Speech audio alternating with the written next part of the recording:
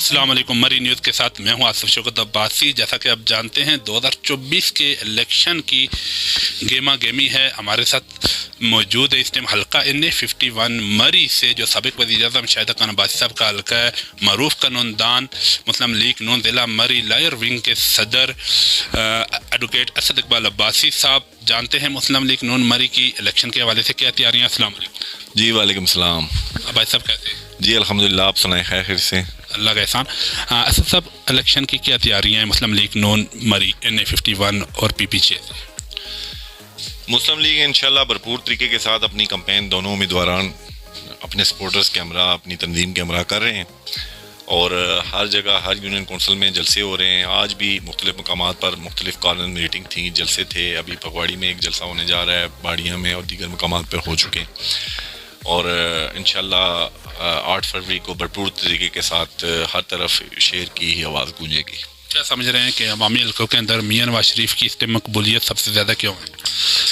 دیکھیں، میاں محمد نواز شریف صاحب پاکستان کے ایک ایسے سیاستدان ہیں جو تجربہ بھی رکھتے ہیں ملک کو چلانے کا، اور سابقہ ادوار میں انہوں نے ڈیلیور بھی کیا ہے، اور ان کی جو ڈیلیوری ہے پاکستان کے حوالے سے اور پاکستان کے انفراسٹرکچر کے حوالے سے اور پاکستان کو ایٹمی قوت بنانے کے حوالے سے، پاکستان میں سی پیک لانے کے حوالے سے، پاکستان سے لوڈ شیڈنگ کا خاتمہ کرنے کے حوالے سے، دہشت گردی سے ملک کو ختم کرنے کے حوالے سے، اور کوسٹل ہائی وے اور دیگر لنک روڈ بنانے کے حوالے سے، کالج یونیورسٹیاں بنانے کے حوالے سے، اور پاکستان کو جتنا بڑا انفراسٹرکچر مسلم لیگ نون نے دیا ہے کسی نے نہیں دیا، اور میاں محمد نواز شریف وہ واحد لیڈر ہیں جو آئندہ بھی ملک کو، پاکستان کو، معیشت کو درست سمت پر گامزن کر سکتے ہیں اور ملک کو ڈیفالٹ سے بچا سکتے ہیں، اور پاکستان کو ایشین ٹائگر بنانے کے لیے اپنی خدمات وہ دے سکتے ہیں۔ آپ مسلم لیگ نون کے ساتھ کب سے؟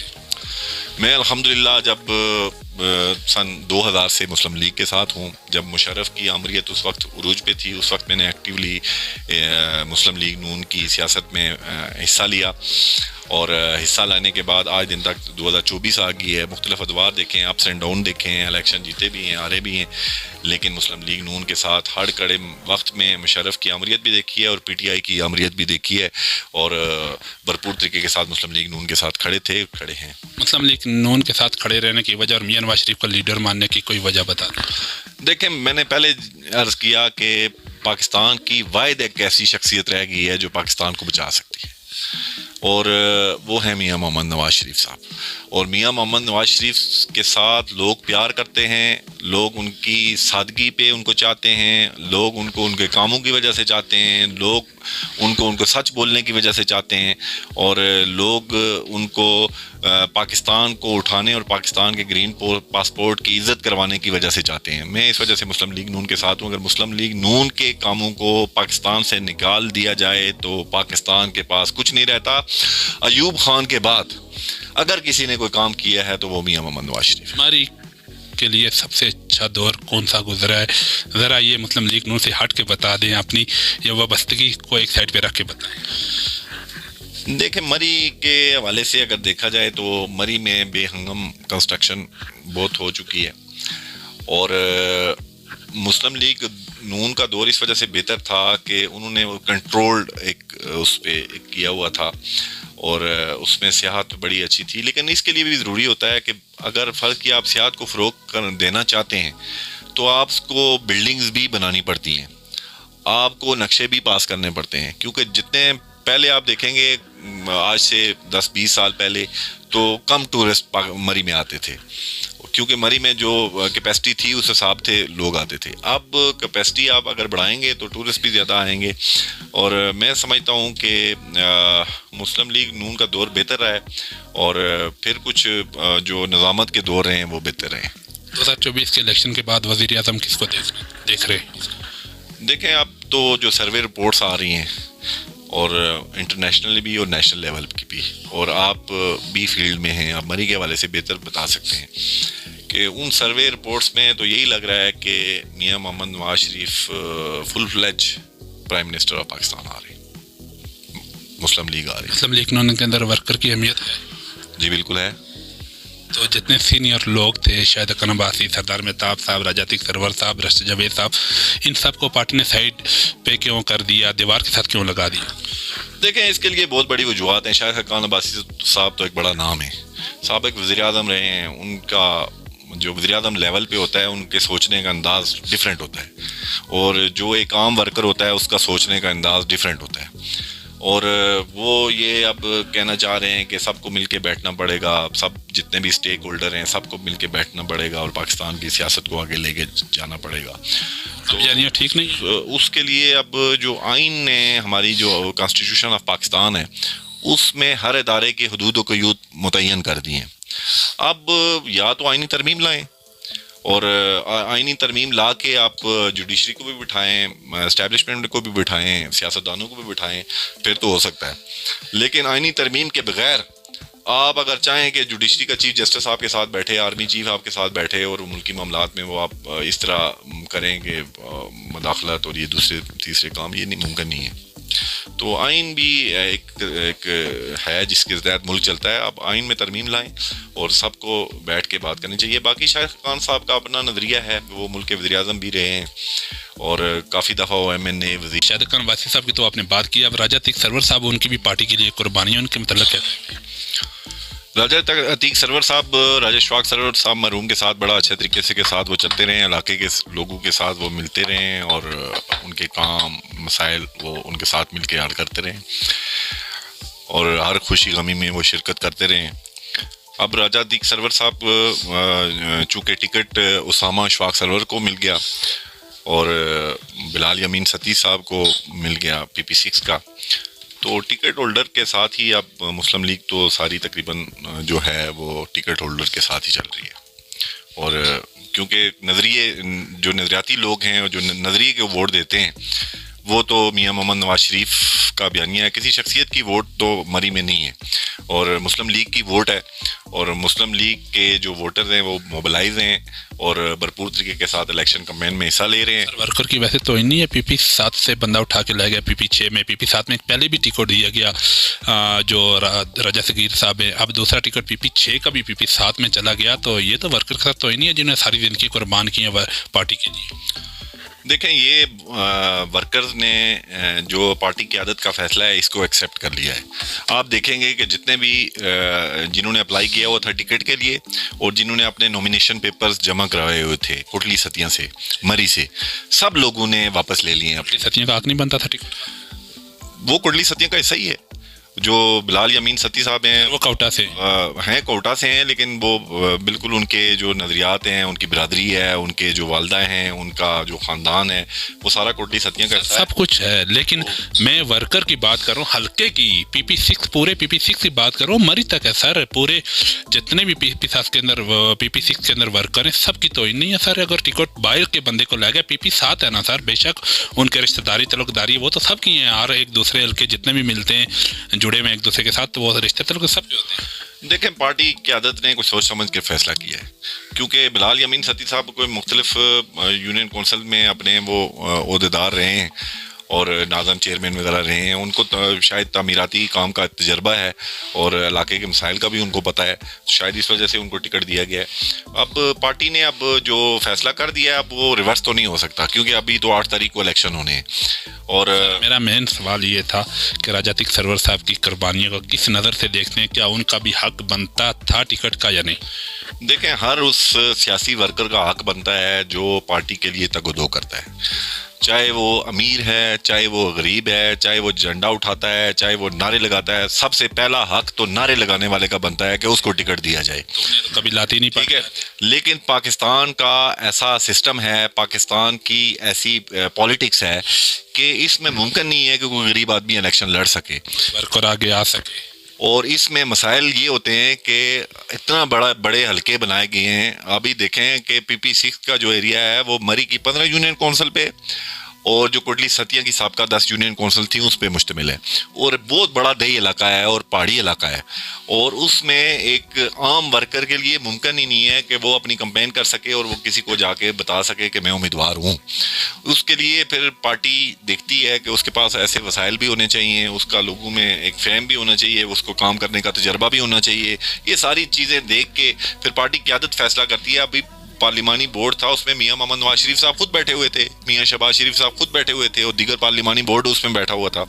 اب اس بورڈ نے اگر فیصلہ کیا ہے تو ہمیں تو ماننا چاہیے, جو آگے جو اگر ہم اپنے آپ کو نظریاتی کہتے ہیں تو ہمیں تو پارٹی کی عادت کے فیصلوں کو ماننا چاہیے. ہاں اس وقت جو جن لوگوں نے ٹکٹ کے لیے اپلائی کیا ہوا تھا اس وقت وہ اعتراض کر سکتے تھے کہ ان کا تعلق فلاں جگہ سے ہے, ہمیں دیا جائے, فلاں کو دیا جائے.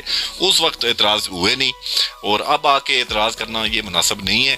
یہ مسلم لیگ نون کا قلعہ ہے, حلقہ ہے, اور انشاءاللہ دونوں سیٹیں میاں محمد نواز شریف کو ہم تحفے میں دیں گے انشاءاللہ. سر کیا سمجھ رہے ہیں مری کے اس ٹائم سب سے اہم مسائل کون سے ہیں, اور کیا سمجھ رہے ہیں کہ آپ کے کینڈیڈیٹ اگر دونوں کامیاب ہو جاتے ہیں تو سب سے پہلے ان کا فوکس کون سے مسائل پہ ہونا چاہیے؟ دیکھیں میں یہ سمجھتا ہوں کہ مری شہر کا سب سے بڑا مسئلہ پانی کا ہے,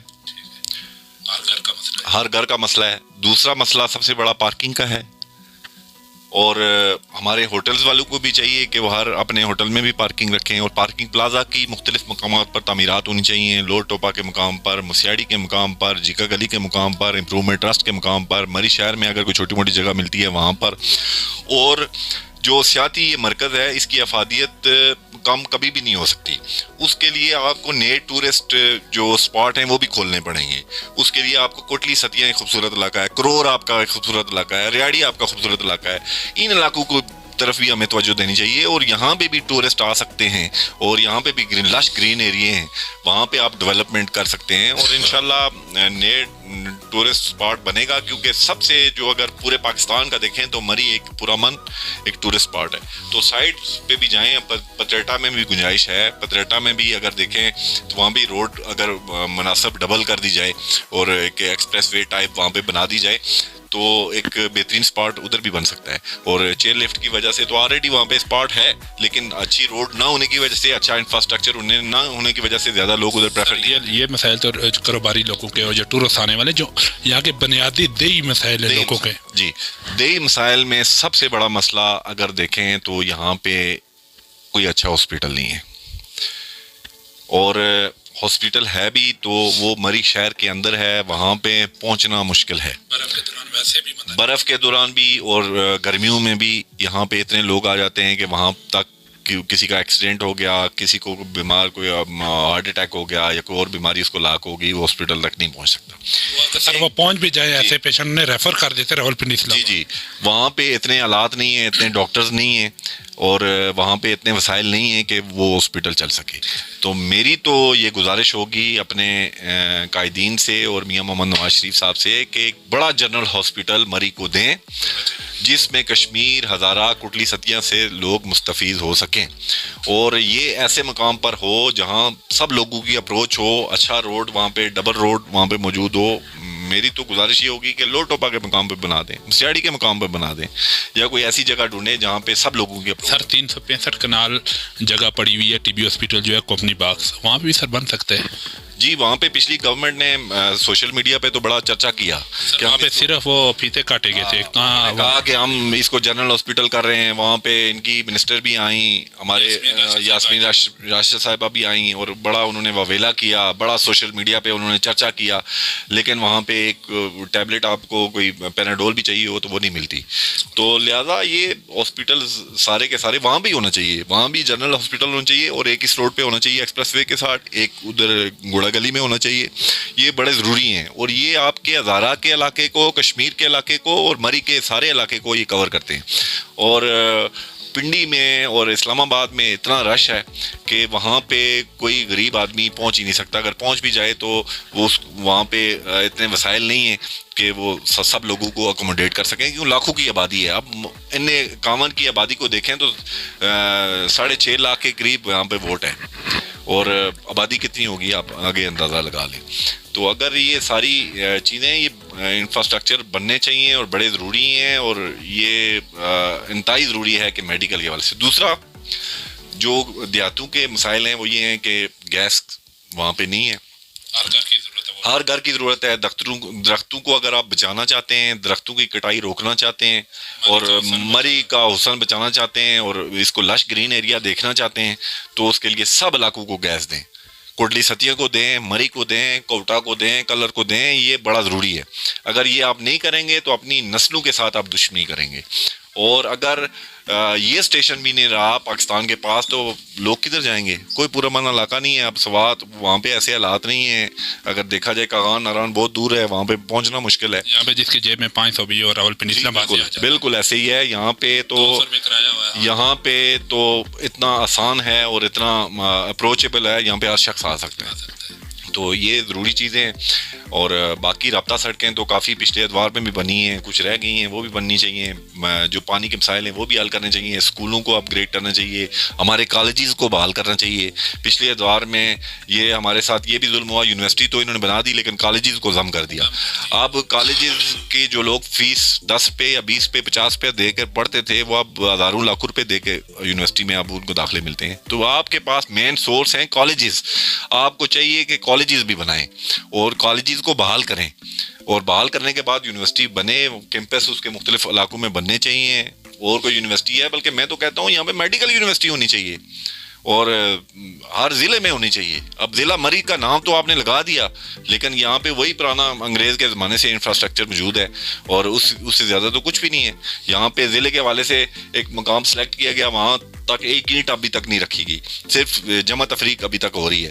تو میاں محمد نواز شریف نے بربلا اپنی میٹنگ میں کشمیر پوائنٹ کے مقام پر کہا تھا کہ میں مری کو ایک عظیم ضلع بناؤں گا اور جو کام رہ گئے ہیں وہ انشاءاللہ میں بھرپور طریقے کے ساتھ کروں گا. اور مریم نواز صاحبہ نے اس کی بھرپور سپورٹ کی تھی اور ہاسپٹل کی بھی سپورٹ کی تھی کہ ہاسپٹل بھی بہت ضروری ہے اور مری شہر سے ہٹ کر دائیں بائیں گے ضروری ہے. جی بھائی صاحب نے جس طرح بات کی کہ مری کے اندر خاص کر کے جو میڈیکل کی سہولت ہے وہ بہت ضروری ہونی چاہیے. یہاں پہ ہمارے اکثر جو پیشنٹ ہیں جنہیں راولپنڈی اسلام آباد ریفر کیا جاتا ہے وہ اکثر راستے میں دم توڑ جاتے ہیں. دوسرا جو انہوں نے بات کی گیس کی، گیس ایک ایسی سہولت ہے کہ گیس نہ ہونے کی وجہ سے ہمارے جنگلات کو کاٹا جا رہا ہے. آئے دن جو مری کے پہاڑ ہیں وہ سفید پہاڑ بن رہے ہیں.